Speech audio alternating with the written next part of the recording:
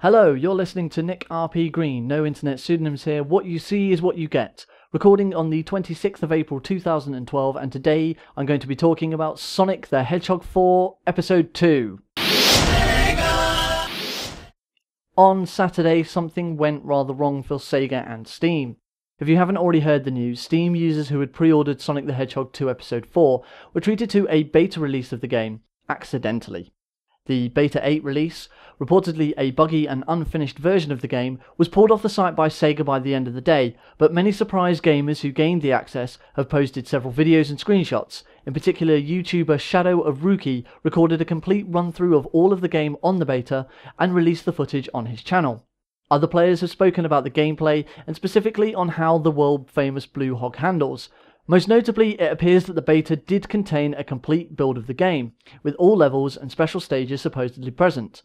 Notes from those who managed to spend what was only a few hours with the game have been mainly positive, with claims that the physics are greatly improved upon and feel much more like the first generation Sonic games.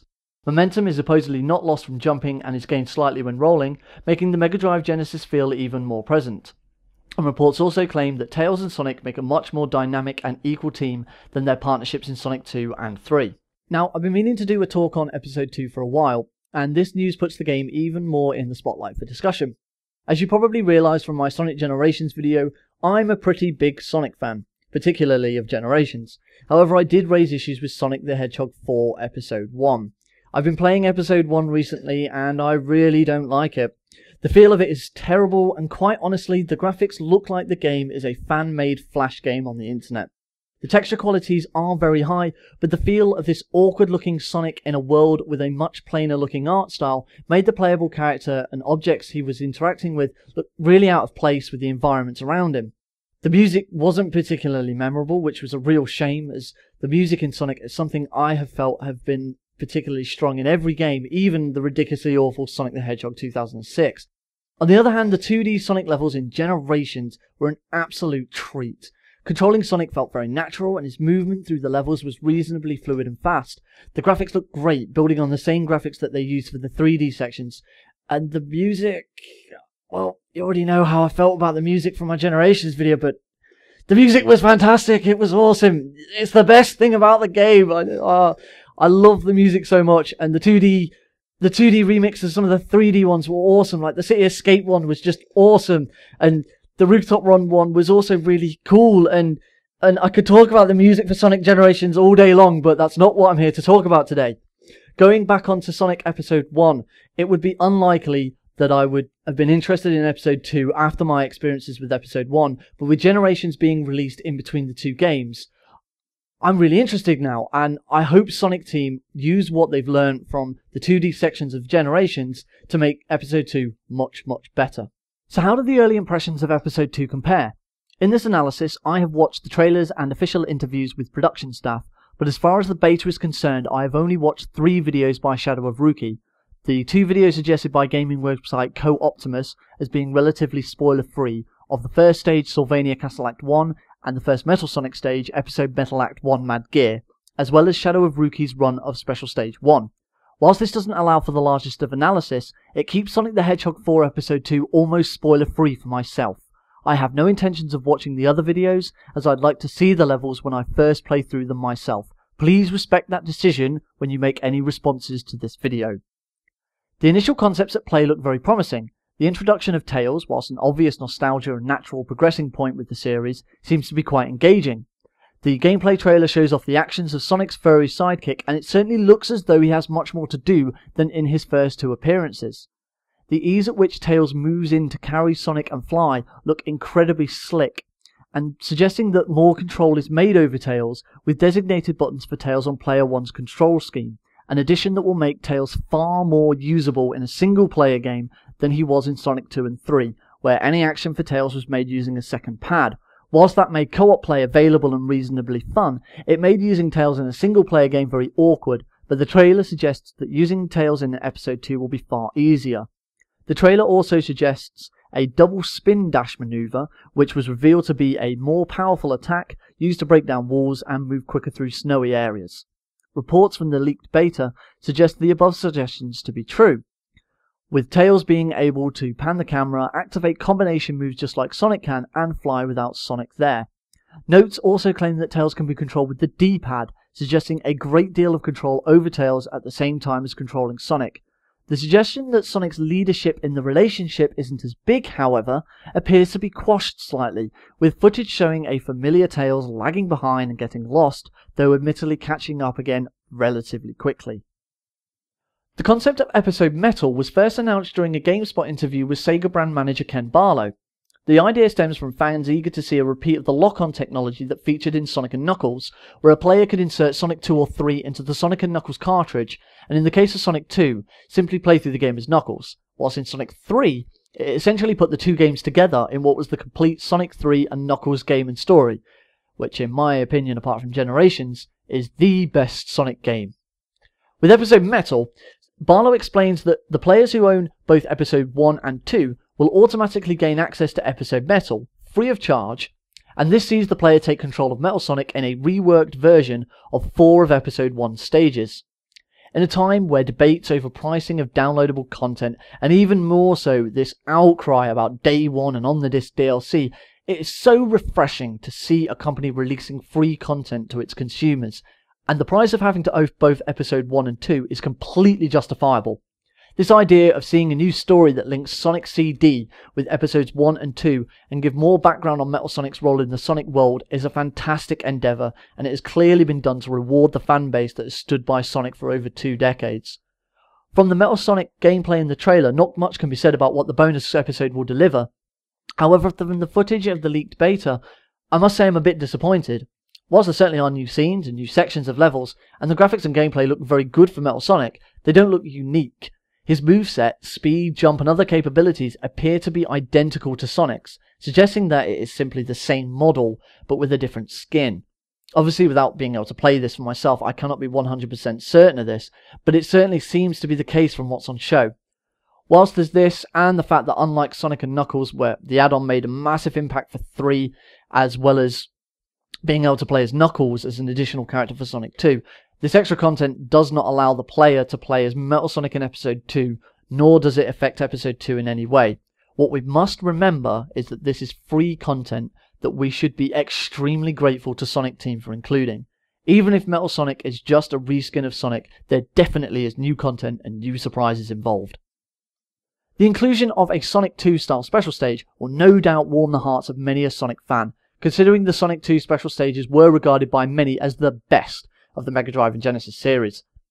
As difficult and challenging as they were, particularly when an automatically controlled Tails got ahead of Sonic and wouldn't jump over the bombs in time, losing all the rings that he was collected due to being in the front, I agree that these stages were the most fun and most entertaining of all of the special stages, though there will always be a place in my heart for the Sonic 3 special stages. Whilst not shown in any of the trailers, the leaked beta shows Sonic and Tails racing down the familiar semi-cylindrical track, avoiding bombs and collecting enough rings to progress to the next section, eventually obtain the Chaos Emeralds just like he did in Sonic 2. All I can really say is that these sections look really good with today's technology. Sonic seems to handle himself well, and the gameplay shows Shadow of Rookie obtained the Chaos Emerald with relative ease, a sign I consider to suggest that the engine for these sections is working really well. I did glance at screenshots for other special stages suggesting that there will be more to them than simply mimicking the ones in Sonic 2. Finally, Sonic himself. Graphically, this game looks far, far better than Episode 1. Sonic looks like he belongs in this environment, and he looks much more familiar than the unusual model used prior. The colour schemes look bright and inviting, and the environments themselves look much more like the classic areas that we know and love, than the rather geometrically precise levels from Episode 1. His movement through the levels certainly appears to be much improved. The very slow build-up of speed is replaced by a much more accelerated engine that appears to be much slicker and engaging, similar to the 2D sections of Sonic Generations, but with even more pace. There appears to be more objects in the game, such as roller switches, tutorial posts, and the pitfall signs, which are integrated as art in the levels like Sonic Generations was, as opposed to a HUD-like signal like in previous games. I don't know why this is something I like to pick up on, but I much prefer this sort of way of doing it. I guess it means that the sign has a specific place to warn you, and you always know your distance from it, allowing you to judge where the inevitable trap is, whereas the on-screen HUD flashes at you saying, there's a pit coming up, and I can't point it out for you specifically, but it's definitely going to be popping up soon. It doesn't sound like a big deal, but it's something I really appreciated in Generations, and something I will continue to appreciate in this. The music's light and hasty pace works well with the level and gameplay style, but it doesn't particularly stand out as anything special, certainly not something that was instantly catchy. However, this is only based on one level that I've watched, so we'll have to see what the rest of the soundtrack has in store.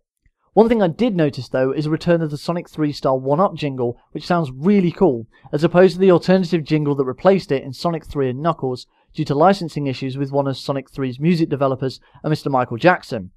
Yes, I do mean that Michael Jackson. If you don't know about that, you'll want to go and have a look at that because that's quite interesting. The jingle was better due to the pacing that matched the level music, as opposed to the alternative that completely broke the pacing and just sounded awful.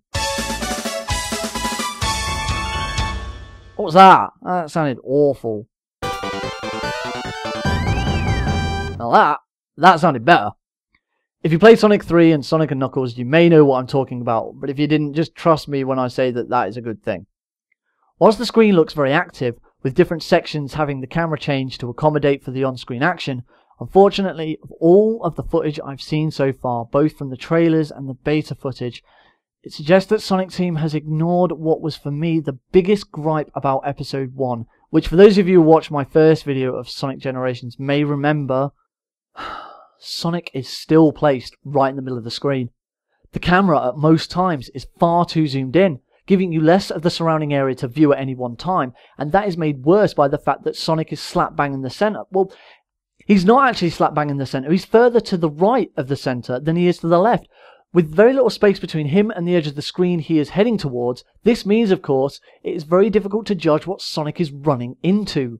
This fault was a massive problem with Episode 1, meaning navigating levels either required a full knowledge of the map or complete blind luck on most parts. You just couldn't see what was coming.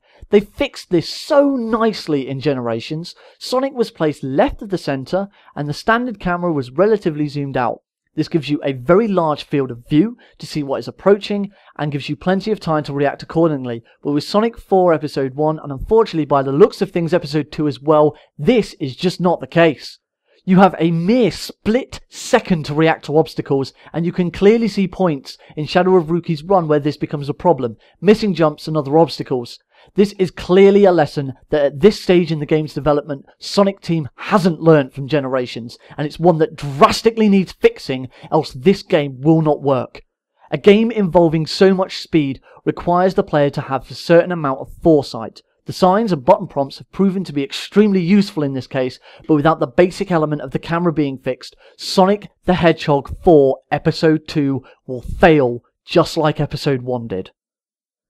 Now what we must all remember is the leaked gameplay is a beta, and whilst it is a certainly very developed beta, it is a beta nonetheless, and we can't expect the final game to be exactly the same as this leak. One would only assume it is going to get better. Clearly the reaction from the few who played it suggests there are some bugs that still need fixing, and certainly from what I can see some slight fixes with Tails and a massive camera fix need to be issued. But what we can take from this positively is the game will be better than Episode 1. It looks better, it appears to handle better, and there is so much more packed in with free bonus content to boot. If you liked Episode 1, and I'm sure many people did, then I'm almost certain you will love Episode 2 when it's released next month. That's May the 15th on PS3, 16th on Xbox 360, and then later in May for PC and iOS, and later in the year for Android and Windows Phone 7. Personally, I'm looking forward to seeing how much of the game has changed, and what can only be a fantastic influence from Generations in between the two episodes. Let's just hope it can live up to the expectations that Generations has undoubtedly set, and continue into a new streak of good Sonic games that fans have been hoping for many years.